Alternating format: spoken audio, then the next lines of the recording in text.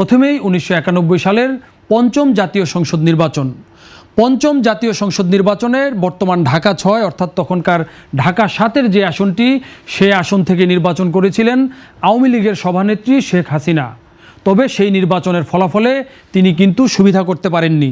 তাকে হারিয়ে দিয়েছিলেন বিএনপির তরুণ নেতা সাদেক হোসেন খোকা। তিনি ধানের শীষ প্রতীক নিয়ে ভোট পেয়েছিলেন ৭৬,৬০১ ভোট, যা মোট ভোটের ৫০.৫৪%।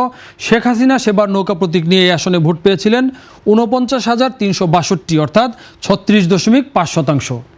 এরপর 1996 সালের সপ্তম জাতীয় সংসদ নির্বাচনে সেই সময় ঢাকায় যে ৮টি আসন ছিল, সেই ৮টির মধ্যে ৭টি আসনে আওয়ামী লীগের প্রার্থীরা বিজয়ী হয়েছিলেন।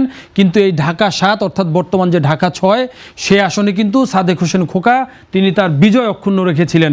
সেবার ধানের শীষ প্রতীক নিয়ে সাদেক হোসেন খোকা ভোট পেয়েছিলেন ৮৭,৮৫৫, মোট ভোটের ৪৫%।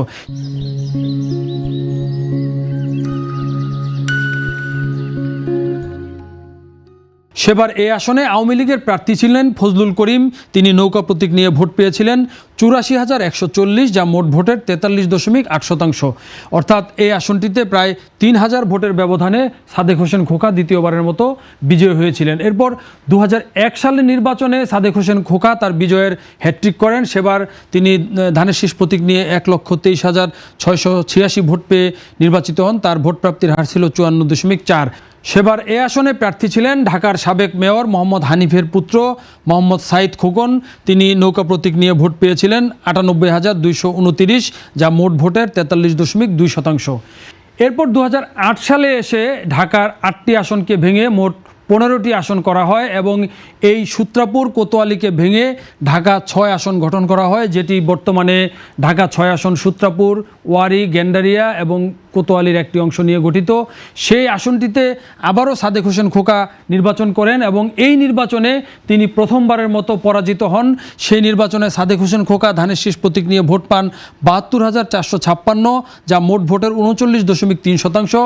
তবে আওয়ামী লীগের প্রার্থী সেবার মিজানুর রহমান খান দীপু, তিনি নৌকা প্রতীক নিয়ে ১,০৩,৭৩৭ ভোট পেয়ে বিজয়ী হন। তার প্রাপ্ত ভোট ছিল ৫৬.৩%। এই হলো ১৯৯১ থেকে ২০০৮ সাল পর্যন্ত এই এলাকাটির ভোটের চিত্র। সেই আলোকে আমরা চেষ্টা করব আগামী ১২ই ফেব্রুয়ারি যে ত্রয়োদশ জাতীয় সংসদ নির্বাচনটি অনুষ্ঠিত হচ্ছে, সেই নির্বাচনে ঢাকা ৬ আসনের কী অবস্থা সেটি দেখার জন্য শুরুতে আমরা জেনে নিব এই আসনটির ভোটের পরিসংখ্যান। ঢাকা ৬ আসনে এবার মোট ভোটার সংখ্যা ২,৯২,২৮৩।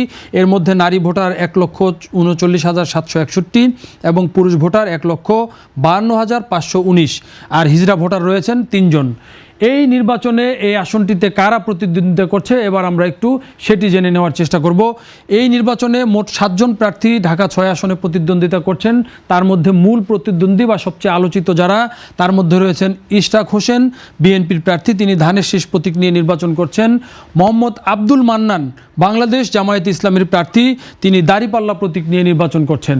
ইশরাক হোসেন এই আসনের তিনবার যিনি এমপি নির্বাচিত হয়েছিলেন, বিএনপির ডাকসাইটের নেতা, আলোচিত নেতা, ঢাকার মানুষের অত্যন্ত জনপ্রিয় নাম সাদেক হোসেন খোকা।